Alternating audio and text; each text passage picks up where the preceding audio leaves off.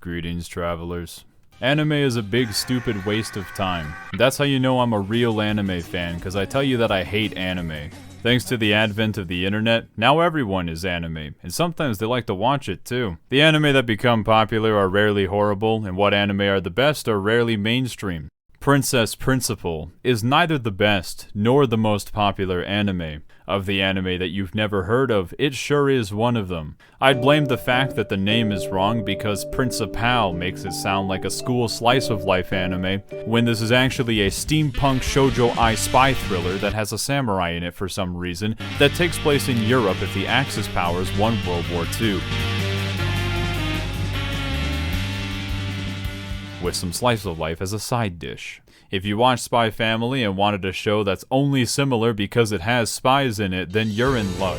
The premise is very anime, and the anime is even more anime than that, which is why I was surprised it wasn't the most ultra-popular anime of all time. It is the perfect amount of good but not exceptional, and has a cast of underage anime girls committing espionage, potential war crimes, getting seriously injured, and is surprisingly dark in its general tone. That is literally the formula for making the most watched anime of all time. I'd blame it on the fact that Dorothy is an adult, and that the only way to legally watch it at the time of release was in the city-state of Bezostin.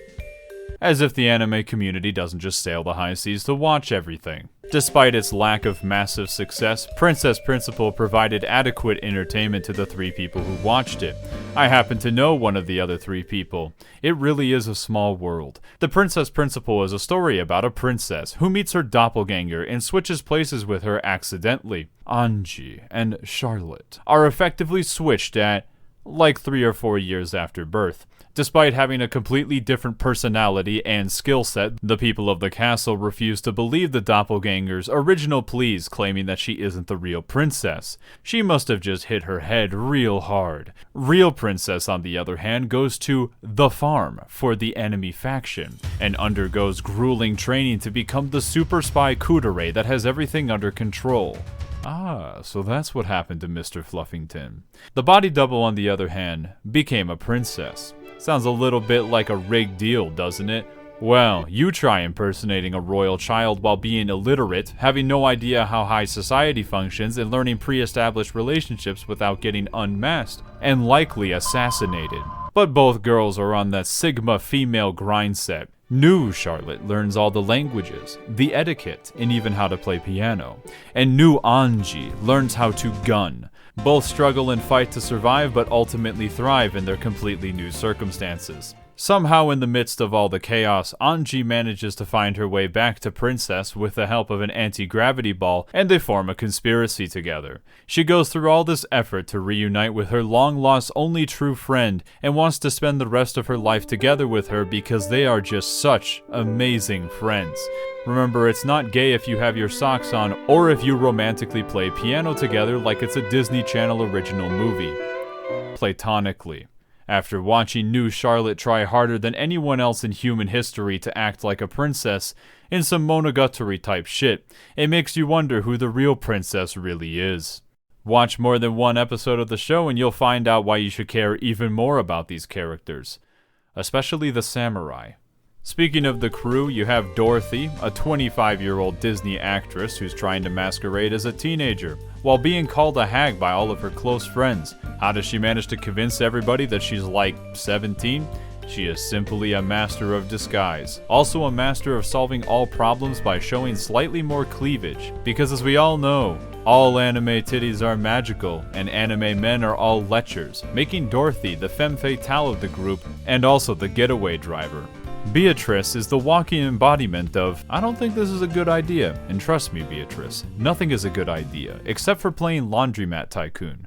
That was the best idea, and another reason why this is a good anime. Beatrice can also change her voice thanks to an experimental contraption forcibly installed in her throat by her psychotic inventive father. It's okay though, we have another loser father figure with little redeeming qualities to go along with him, and the only remaining decent dad gets assassinated to ensure that the good father figure box remains unchecked. There's also a samurai who is responsible for one of my favorite scenes in all of anime, where a group of Japanese-speaking Europeans try to cheer up Chisei by emulating Japanese culture. They have no idea what they're doing with their limited information, but she appreciates the gesture anyways. This means that the Japanese show writers wrote a scene about Westerners misunderstanding Japanese culture and trying to mimic it to a Japanese person. Think about how many layers are going on here with the writing. How does a samurai fight against guns and science gravity magic? With Nippon steel, of course. Also by using a makeshift slingshot to whip bullets at lethal speeds instead of using guns. This is much simpler, trust me. She also uses the cover of being a Japanese transfer student so that they don't realize she's actually a spy from the enemy nation. Yeah, I feel like the amount of possible suspects involved in missions where there is clearly a masked samurai can't possibly make this cover viable, but I am proven wrong yet again, and she probably even has chitin. Have I spoiled all of the major plot? No, there is also the fact that the mineral that makes the gravity ball work poisons a bunch of people who are exposed to it. Not like that actually matters in the grand scheme of things, because I'll tell you right now that Anji never has a problem despite handling balls for the entire series. Trust me, I've just given you the appetizer for what this series has to offer. Like every anime, someone will ask me who's best girl. The answer, of course, is light-haired Kudere with a gun. It's even better when Charlotte gets Anji to drop the cold exterior. This is what we like to call gap moe. Who cares about any of that shit though when all of their outfits are dope as hell? Look at Anji's fucking drip. Now that's what a spy looks like. There's also a samurai in here for some reason. The action of Princess Principal is very normal and very Gravity Ball. While it takes itself seriously most of the time, it knows when to lighten up the mood with some over-the-top flair, and the world building is surprisingly interesting when they actually decide to dive into it a little bit more. It invokes that feeling of badassery that anime likes to lean into, but the slice of life segments are what you're really going to stick around for. Some anime are more popular in the East and others are more popular in the West. Princess Principal manages to only be popular in Paris, Texas.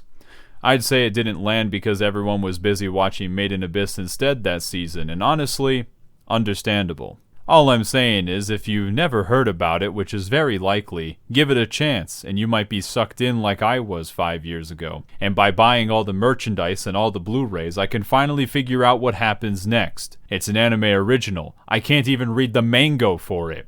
I don't even like watching anime. So it's a good thing that they've been coming out with movies instead to continue the story, which are actually more like sub-stories currently that are still good just to see the characters again, but it's not filling the void left by the lack of the main story.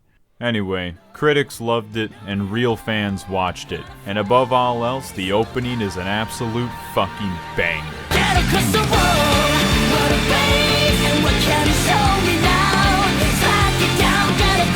Now let's get out there and wait. Did I mention that there's a samurai in this show? Don't let me down.